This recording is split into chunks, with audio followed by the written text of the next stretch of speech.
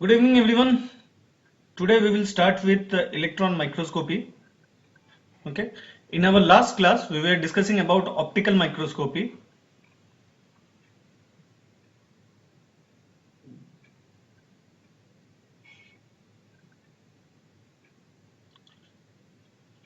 In the optical microscopy, we saw that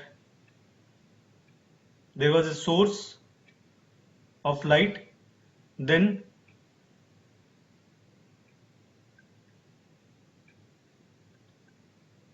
there was a condenser, so source, condenser, then we were having the object under test, or we can say sample, then we were having objective.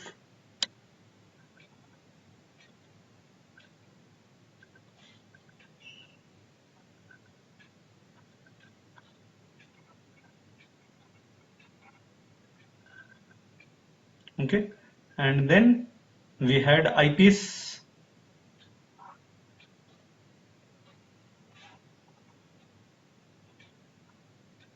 which can be connected with a detector. So I'm taking this eyepiece and detector as a one thing, and I am considering it as the eyepiece. If we look in through the eye, then it is the eyepiece, and if we attach an imaging sensor, then it becomes the detector. Okay, so uh, I am considering this eyepiece come detector totally as the eyepiece or the detector, whatever you say. Okay. Now, in electron microscopy, as the name suggests over here, the electron, the source, previously in our optical microscopy, it was the light source. Okay. In electron microscopy, it is electron source. Okay. Then we had in optical microscopy condenser, right? Now, what was the job of the condenser? The job of the condenser was to collect the light from the radiation source and then condense the light, and that condensed light was incident onto the sample, right? So that condensed light, it was incident onto the sample. And after the interaction of this one, this light, it passed through the sample and it went into the objective lens, and from the objective lens it again amplified the signal, or not amplified, sorry, magnified the signal.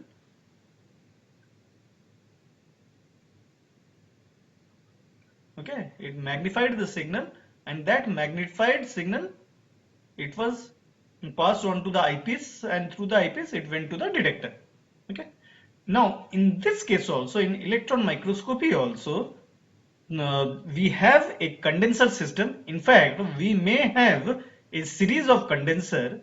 Usually, there are two condensers, C1 and C2. Okay. Then, through this condenser, the electron beam, it falls onto the samples, interacts with that, and then it falls onto an objective lens. Okay, and through the objective lens it goes to the detector. Now there is a subtle difference over here. What is the difference? Herein the condenser, the objective, the eyepiece and the detectors, they were made up of glass. Okay, so that they can allow the movement of the light through it in an easy manner. However, when we talk about electron, we all know that electron, it is basically a charged particle, right? Now, for what do you call for for handling this electron, these charged particles, Herein, the condenser system, the objective system, and the eyepiece system over here, these are also having the lenses, but these lenses, they are made up of systems which can handle electromagnetic radiations, and hence these lenses, they are regarded as EM lenses, electromagnetic lenses. Okay, so why we want to go for this electron microscopy? Okay, so now this is what we are seeing. This electron beam, they are passing through the sample, that is they are getting transmitted through the sample, and over there we called transmitted optical microscopy. Okay,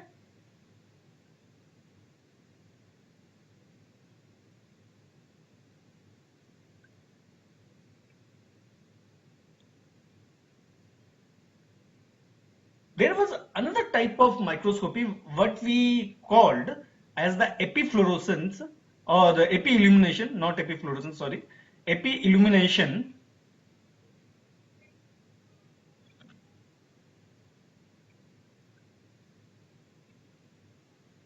Epi illumination, wherein what we have seen is that, suppose this is the sample, and we were having a light which was incident from the same side of the what you call, on one side of the sample, say left hand side of the sample, and from the sample surface it got reflected, and we had this objective, and this system, it was there, and it was light was being processed through this objective and the eyepiece. So the light source and the detector system, they were on the same side of the sample. Okay, and these were used for understanding the topographical properties. What is topographical means?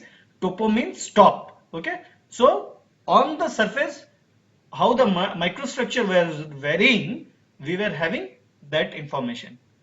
Similar to this epi illumination system, so what we have is that we have scanning electron microscope, ACM. Okay, over there, our illumination or the generation of the electron beam and the detector, they are on the same side. Okay, so we can see over here, just like optical microscopy, electron microscopy can also be of two types. One is transmitted electron microscope, where the electron beam passes through the sample and then reaches to the detector. Okay, and the second thing is that we have scanning electron microscope, which is basically a type of epi illumination type microscopy, where we can have an understanding about the topographical properties of the sample. Okay, now the question arises,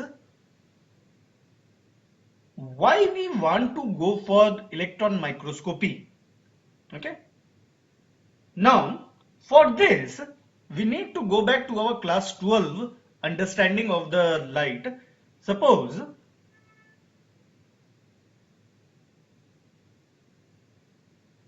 I'm having a blackboard, and then I make a wide slit. Okay, so say this is in the front side. Say if I draw this in a transverse way,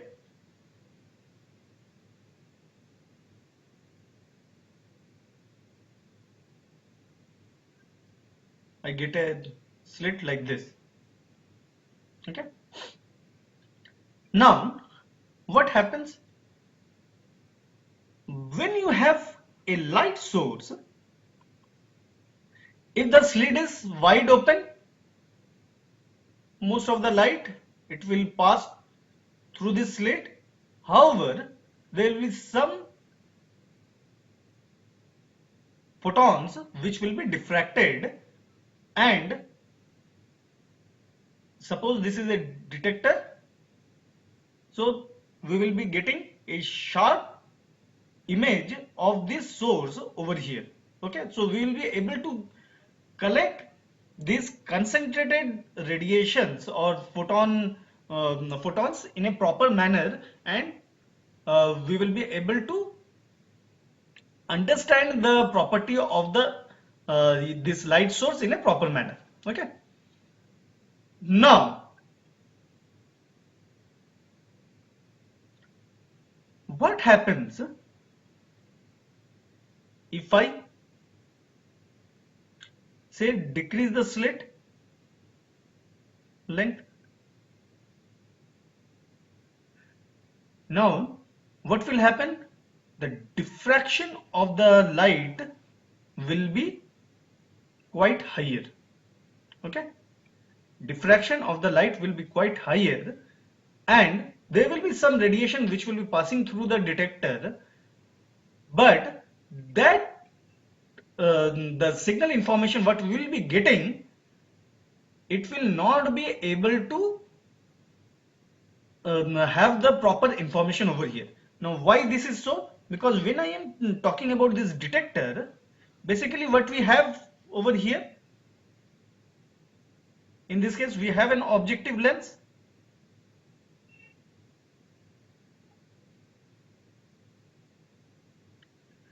Now through this objective lens we are having the detector then, right? Now what will happen? Only a minimal amount of light it will get entry into the objective system, and a higher amount of light it will be diffracted. Okay, if I now still reduce this one,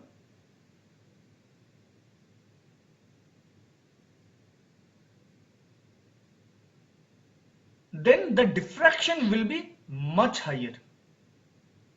Okay, and I will not be able to perform the imaging in a proper manner. Now this slit, this thickness of this slit, it is basically, it is acting as a point object. Okay, point object. When the size of the point object is very high or very large, we are able to image it properly. Now after a certain what you call width of this slit, where it will be having a critical what you call critical object size, what will happen? Thereafter, if we further reduce the object size, the diffraction phenomena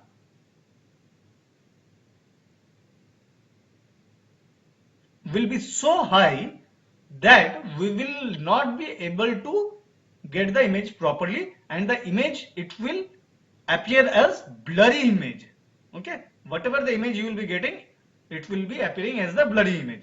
Suppose in a normal thing, if you get a very sharp contrast over here, in a blurry image you will be getting a hazy stuff, as if there is a haziness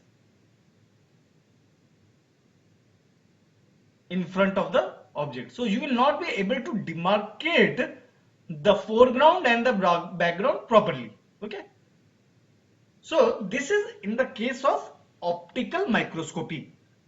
Okay, now if you remember our last class, we have said that the optical resolution, it is given by d equals to lambda by 2n sin alpha. So if you see, your d is directly proportional to the lambda. Okay, now smaller the d, the better you will be able to image the smaller particles, okay, or smaller objects. Higher the D, you will be able to do the analysis of the larger objects. Now, since as we know from our electromagnetic radiation analysis, if a radiation is having high energy, that means it is having high frequency and low wavelength. Okay. What about the optical light? Okay. Compared to the, it is having basically, it is having a low energy.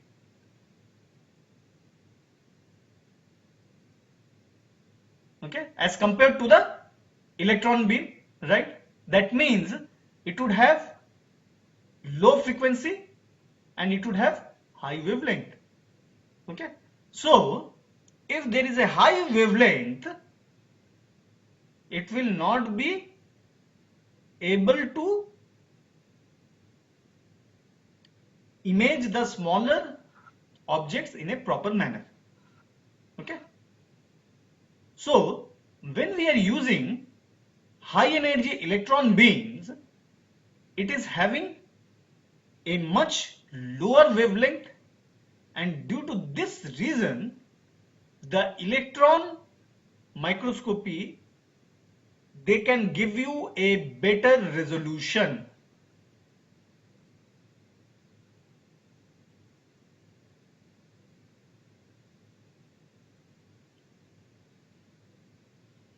Are you getting my point?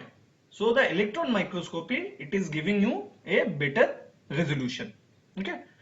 Hence, we want to go for electron microscopy so that we can look into the microstructure in a better manner. So, can anyone tell me why what kind of image, what kind of images you will be getting in the electron microscopy? Will it be an colored image?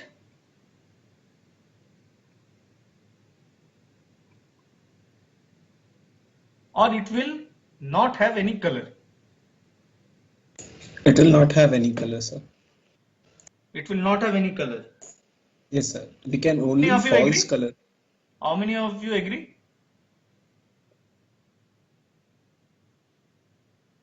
There is no one else? Okay, Sayyid. Why it will not have any color? Because they are electrons, not like photons, which have like a frequency value.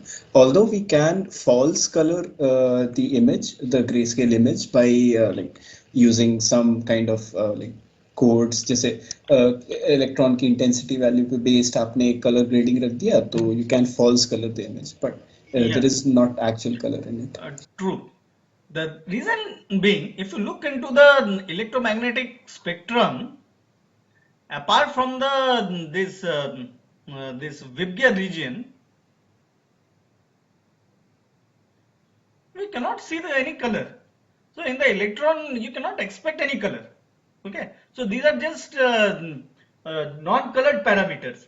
So all the images, what you get, basically what you are doing, how this electron is interacting with the sample, you're just counting how many number of electrons it is coming from a particular part of the sample, and you are just calculating it, and based on that you are calculating, okay, here we are having smaller number of particles, that means the smaller number of particles and smaller number of transmitted particles, TR, okay, transmitted particles, that means the sample at this region is quite dense, or it is having high molecular weight. If from the upper region, if I am getting higher intensity, that means the density of the sample is less over there, or the thickness is less. So we are analyzing just from the number of the electrons, how many number of electrons we are getting. We are creating a scale, and from there we are just giving a 8-bit color coding. Okay, so 0 to 255 for an 8-bit image, where 0 corresponds to black and 255 corresponds to white. Okay, so in between 1, 2, 3, 4, you will be having different gray values. Are you getting my point? So this is the thing. So this is the whole concept of electron microscopy. Now I hope every one of you have understood what we are going to discuss. Okay. Now before going into the details, let us see how an electron beam it interacts with the matter. Now when an electron beam it interacts with the matter, we get secondary electrons, we can get backscattered electrons. Okay, apart from that we can get X-ray, we can go for cathodoluminescence CL, we can go for EDX. Okay, we can go for this Auger electron measurement, surface atomic composition. Then there are certain scatterings, and then there are transmitted electrons. However, in our course, we are just to stick with TEM and SEM. Okay. So, in TEM, we are interested with these transmitted electrons. Okay. And in secondary electrons and the backscattered electrons, they are used in SEM images. Okay. Now, how are secondary electrons generated? When a primary electron it comes and strikes off one of the electrons from the orbitals of an atom, then the electron which is being released it is regarded as the secondary electron. And this secondary electron it is basically used for getting the topographical information through SEM. Okay. Secondary electrons are used for topographical information. I hope, please keep this in mind, okay?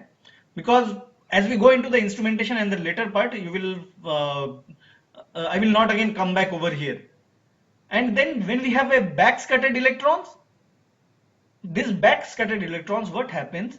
These primary electrons, they come near to the this atom and they then get scattered back almost 180 degree.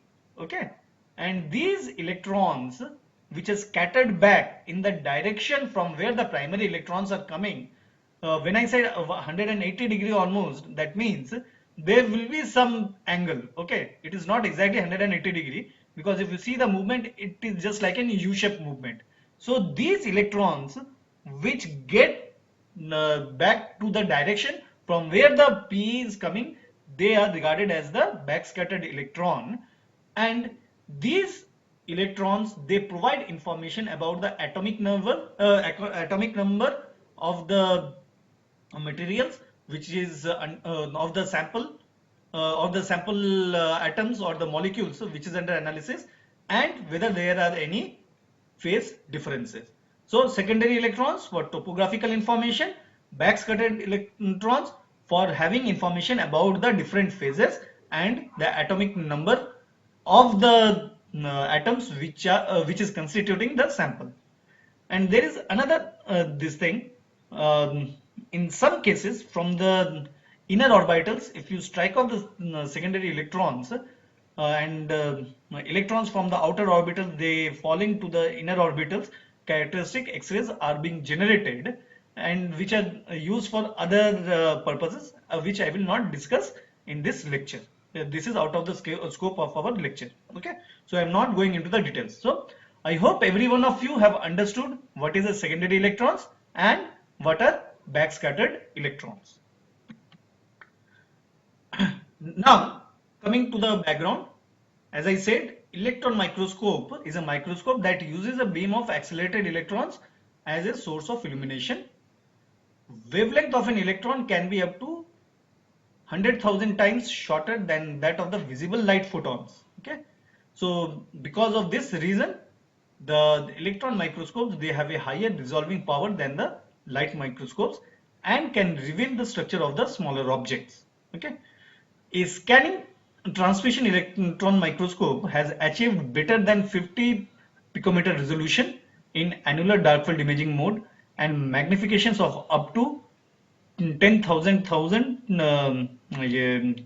times, whereas most uh, light microscopes are limited by diffraction to about 200 nanometer resolution and are useful uh, in at magnifications below 2000x. This is an important thing. If you look over here, 2000 and 10,000 thousand times. So there is a marked difference between these two. So we can go to a lower level also. Okay. So electron microscope, they use magnetic fields to form electron optical lens systems that are analogous to the glass lenses of an optical light microscope. Now over here, if you see, for an optical system, depending upon whatever the lambda you use, we get a resolution of up to 200 to 250 nanometer. Whereas in case of this TEM and SEM, we can go up to 0.1 nanometer, and that is also being due to the limitations with the current day technology to develop this electron optical systems. In future, we can still go down. Okay, so if you see over here, technically we can have a 50 picometer resolution. Okay, now this is the cross-sectional diagram of an electron gun assembly. So, okay, so how the which illustrates the electron extraction. So you have a high voltage. So in high voltage you have 200 to 300 kilovolt. Okay, and then you also give heat up this filament, which is basically a tungsten filament, to around 27 degrees centigrade. Okay, and then we have a cup which is known as Van Nelt cylinder. Okay, so this is a cathode. Okay, so what you do is that you have an anode over here, and when from here when you heat up, and due to this gun bias, we have some electrons which are generated over here. Now these anodes, what they do, they accelerate these electrons towards itself. Okay, now if you see, due to this cylinder, Reynolds cylinder, what happens if it is not there? What will happen? The electrons can move in a wayward direction. Now, since you have this cathode cup, the electrons, they move in a somewhat beam form, in a concentrated or in a condensed form, and they come out of this cup. I am telling this as a cup. Okay, so it comes out through this cup aperture, and it is accelerated through this anode, and there is a slit, and it then flows down into the TEM or the SEM microscope unit. Okay, then these are two types of systems which are used for the generation of the electrons. The first one is hairpin style tungsten filament. This is a very low cost system, and it is used in many of the SEM and TEM this thing. There is again another the system which is regarded as single crystal LAB6 filament. This has also been used, are being used in for the generation of the electrons. Okay, now over here, the electron beams which are being generated, they have a wavelength of 2.5 picometer, and they have a limitation of 0.1 nm, as I told you, and this is due to the fact that the objective lens system in the electron microscopes, they have the limitation. So in future we may go below this resolution also. Okay. Now over here what happens? You give a high voltage to the electron gun. We have this thing. We give the power supply. Then we have the electron gun. From there we have the electron beam which is being generated. Then we have the first condenser lens. So then we have a condenser aperture through which the electron beams move out of this condenser lens system. Please be remember, these are all electromagnetic lenses, EML, okay, electromagnetic lenses. Then again we have another second condenser lens. Then there is a condenser aperture from where this second condenser lens is condenses the beam, and this condenser aperture through which this condensed beam is coming out. Then we have the specimen holder and the airlock system, and then it interacts over here. It interacts with the sample. It interacts with the samples from here. And then we have the objective lens and aperture system, and which is being passed on through the sample. It passes on, and then we have a fluorescent screen or camera. Usually we have CMOS cameras which are currently used. Okay. So this is the system, whatever I told you, and this is how a TEM microscope it looks like. Okay. Now, if you see over here, specimen holder and airlock system. Now, while operating, this whole inside chamber, it is put into high vacuum. Can anyone tell why? This is because if we do not have a high vacuum, you will be having air particles. Particles not in that sense, you will be having these atoms and all these things. And when you are having a high moving electron, high speed, we are having electrons which are moving at a very high speed, then what will happen? Suppose if there are air molecules over there, it will strike with this molecule and it will diffract. Okay, and due to this reason, you will not be able to achieve a condensed beam. So it will not solve your purpose. Even if you are having this condenser beams, due to this diffraction of the electron beams, since it is tracking with the air molecules, it will be diffracted and you will not get a good thing, good quality image. Further, what will happen? It will also reduce the speed of the electrons. Okay, it will also reduce the speed of the electrons. Okay, now then we have okay, so do you have any question over here? Why we have the high vacuum? This high vacuum is because that if our these air molecules they are present, they will first of all diffract the electron beams, and we will not be able to get a condensed electron beam. Okay, and the second reason is that it will lower the energy of the electron beam. That means there will be an increase in the wavelength, and we will be getting a compromised wavelength, so we will not be able to reach a very high resolution. Okay, I hope I am clear why we will not get a high resolution, because of this d factor which we said it is directly proportional to the lambda. Okay, now generation of contrast in TEM imaging. Over here if you see, contrast generated by the sample thickness first of all. So higher the thickness, the lower amount of electrons will pass through. Lesser the thickness, higher amount of the electron beam they will be passing through, and that will give you a contrast. Okay, secondly, if you are having this this is for the transmission system, and then contrast generated by the atomic number. They can also, suppose you are having a uniform thickness sample. Over here you are having samples of different thickness. Okay, at different region you are having different thicknesses.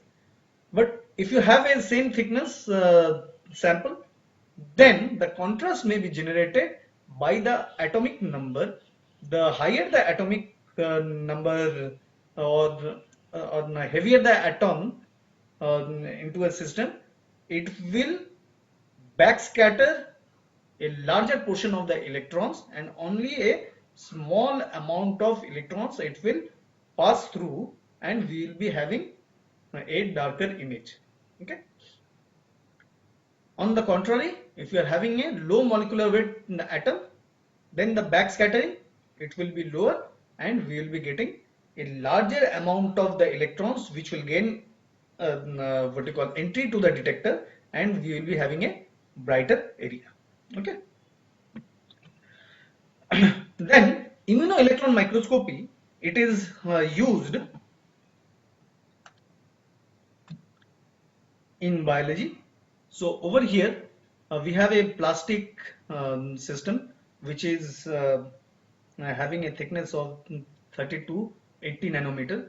Now when we talk about the antibodies and these biological elements, they cannot be measured or analyzed under the 10, because they do not have if we have this if we have these electron beams, they are high energy beams and they will pass through them. So under those circumstances, what happens is that the gold labeled antibodies or the antigens, they are used, and these gold labels, they can be detected using the TEM, and their distribution can help us in understanding whether there is an antigen antibody interaction. Okay. However, there are some uh, problems. The problem one is sensitivity. Okay. Problem 2 is resolution. If you see antigen is here and your antibody is present at a this gold particle, it is present at a larger distance, so there can be a resolution problem. Then quantification problem. If you see some of the antigens, they may be what you call, they may be entrapped within the plastic section, and they are not available for the antigen antibody binding reaction. Okay. And then there can be background noise, so there may be some non-specific binding onto the surface of the plastic section, and that would result in the what do you call it, poor what do you call poor resolution or false information.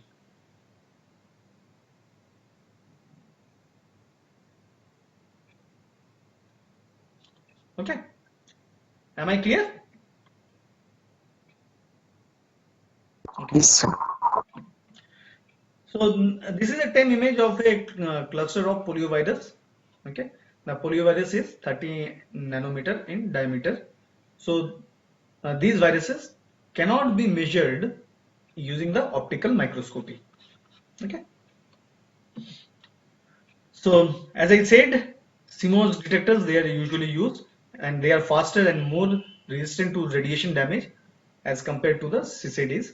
Previously CCDs, they were used, but nowadays it is being replaced by the CMOS detectors. Then there are in the early 2010s, there has been further development in the CMOS technology, and it is allowing detection of single electron counts, and it is called the counting mode. Okay, counting mode detection. And these direct electron detectors, these detectors, they are regarded as the direct electron detectors, and they are available from uh, Gatan, FEI, and Direct Electron. These are the companies which manufacture electron guns.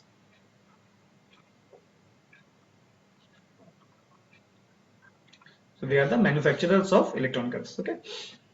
And then, as I said, high vacuum has to be created so that it increases the mean free path of the electron gas interaction, and typically in 10 it is in the order of 10 to the power minus 4 Pascal.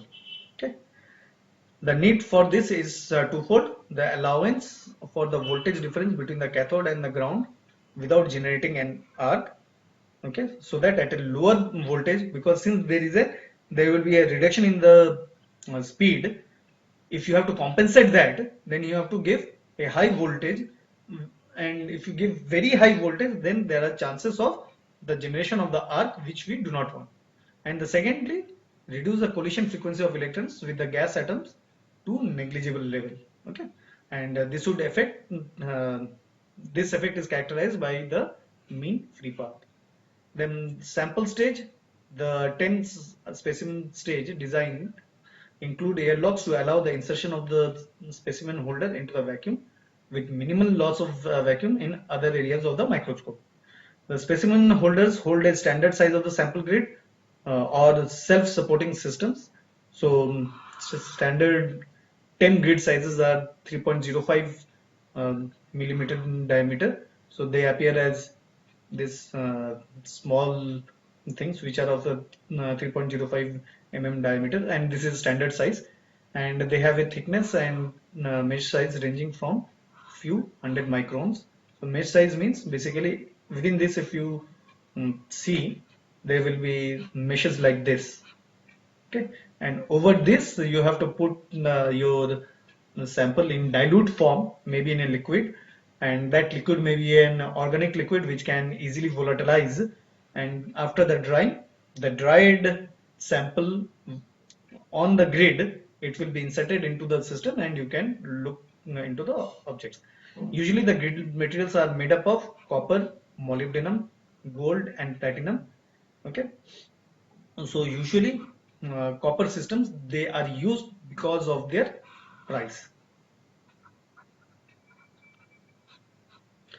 Uh, Professor S.S. Ray, he does the TEM analysis. So if you want to have a look at the grids, you may request him to, he can show you the grid. Okay. Then from here we can go for the diffraction analysis also. In the diffraction step, what happens, first one is the imaging mode. So if you look into this, there is in back focal plane of the objective lens, just before the objective lens where there is a condensation of this lens, this the focal plane over here, the in back focal plane, this there is an objective aperture which is basically a movable one. So when you are doing the imaging, then your this objective aperture, see, it is at a greater distance. Now if you want to look into this diffraction pattern of the electron beams, which happens from the electronic structure, then you have to get this aperture to this in image plane objective lens. Okay, so at this layer where there is a condensation, or where the objective lens uh, where there is a what you call concentration of the, or the focal point, basically this is the focal point.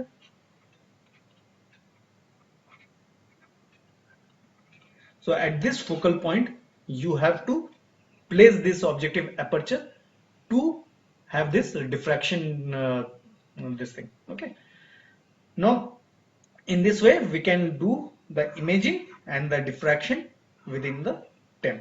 Okay, and the rest of the things, they remain the same basically.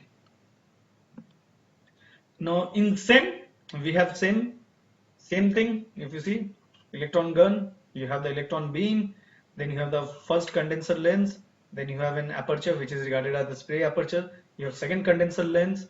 Okay, then over here there is a change in the optics. Over here we have deflection coils. Over here we have deflection coil. Okay, so what does this deflection coil do? Suppose this is the sample surface and you want to do the analysis over here. Okay, now what this deflection coils does, it is connected, this deflection coil, it is connected with the computer. Okay, deflection coil, it is connected with the computer. It is focusing a laser beam at a particular point over here, and then from here the electron beams are taken into the detector, and this detector is also connected to the computer. Okay, now when you select an area, you basically in the computer what you are doing is basically you are creating a what you call ghost architecture, ghost image plane. Okay, now this ghost image plane, these are segregated into small boxes which are regarded as the pixels. Now this deflection coil, it will first make the electron beam incident onto the first point. They will be reading, detector will send the reading to the pixels, to this computer. Now this computer gets the reading, converts it into grayscale, and fills up the value of the first pixel. Okay, then this deflection coil will deflect the electron beam, and to the adjacent point it will make the electron beam incident over there. Now from here the electron beam will be collected by the detector, and then the second pixel is filled up. Now in this way we go from left to right, we go on filling up these pixel values. Okay, then once this is completed, first row is completed, it comes to the second row and it starts all over again from the first pixel of the second row, and it starts filling up the value. Now this process, it is called raster scan. Sorry.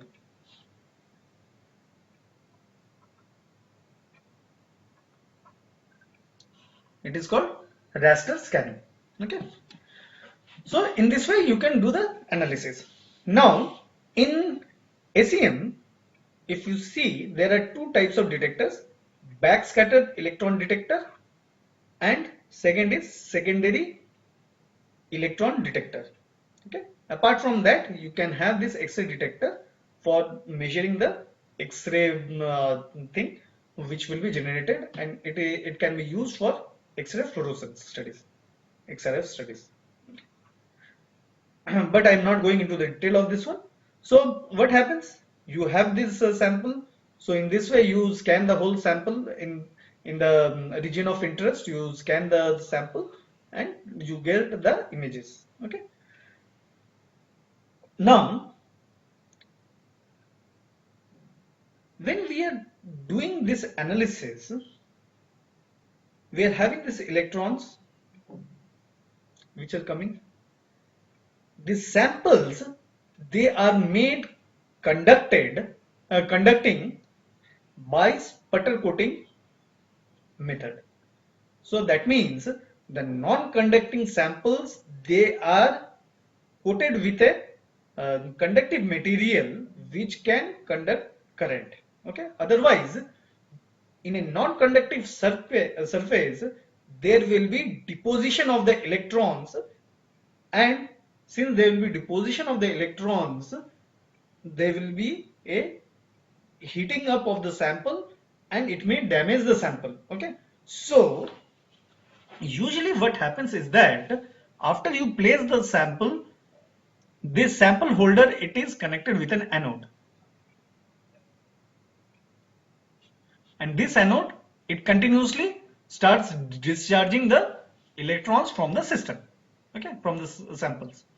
Now to make this sample conducting, we need to coat it with this with the conducting materials like gold, palladium alloy, platinum, iridium, tungsten, chromium, osmium, graphite. Okay, in practical use we use gold.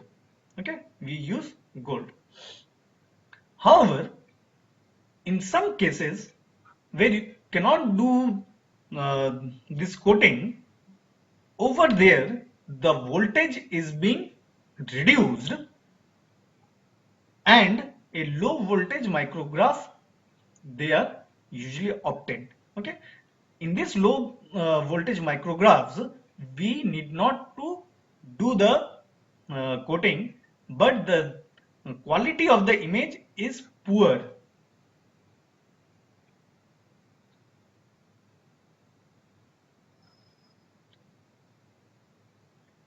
Okay, and for tissue engineering applications, suppose you want to measure the information about the scaffolds, and if you want to look into that, or if you want to look into the cell culture, suppose you have a film over that, you have cultured the cell and you want to image that, in those cases we do not go for the sputter coating, because the sputter coating method, it may damage the cells. Under those conditions we can go for low voltage micrograph, this same micrograph analysis. Okay, but the quality of the image, it becomes bit lower. Okay, then there is another this thing, cryo SEM, which was usually which was developed somewhere around 2016 or 17. In that case, what happens is that suppose you have a protein solution. In our XRD analysis, what we said that the protein crystals need to be analyzed, need to be formed for the analysis. However, making protein crystals is not very easy. In those conditions, what happens is that the total this protein solution, it is put under cryo system, where you have a temperature of minus 80 degrees centigrade. So when you do this, the aqueous solution, it becomes frozen, and during the freezing process you will find that the proteins, they form crystals. Okay, and they will be in different, suppose you have formed a crystal, ice crystal of this one. Suppose the protein one is present in this conformation, then there is the same protein may be present in another conformation, different way. So then you can do the analysis over here, and from there you can take the image, and then from there you can do the analysis also. So if you see, we talked about that this backscatter electrons, that can help you in the analysis of the atomic this thing, atomic number, and these things, right? So from there you can have an understanding about the crystals of the proteins. Okay, at a low temperature, since we are working at a temperature which we are talking about at somewhere at around minus 80 degrees centigrade, so we can do this. Okay, so that's why it is called as cryosem. Okay, the same conducted at a very low temperature of minus 80 degrees centigrade or lower. Okay. Now this is the comparison of the same techniques. The top one, it is the backscattered electron analysis composition. Okay, so the same, it will be looking something like this. So uh, then we have secondary electron analysis, which will give you an information about the topography. Okay, so if you see, we are getting an information about so it is seen, it is having a low contrast image, whereas the this backscattered electron analysis, it is having a comparatively better scanning, better what you call contrast.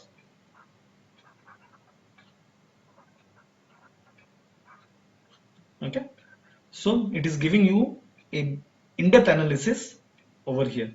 Now if you see the darker portions, these darker portions, they are having different architecture as compared to the brighter one. over here. So they are having two types of phases which are this thing, and then there is within this darker structure you are having some brighter globular structure. So that is another type of phase. Okay. So in this way you can do the analysis. So with this we complete this electron microscopy. If you have any questions, please let me know. No, sir, no, sir. Okay.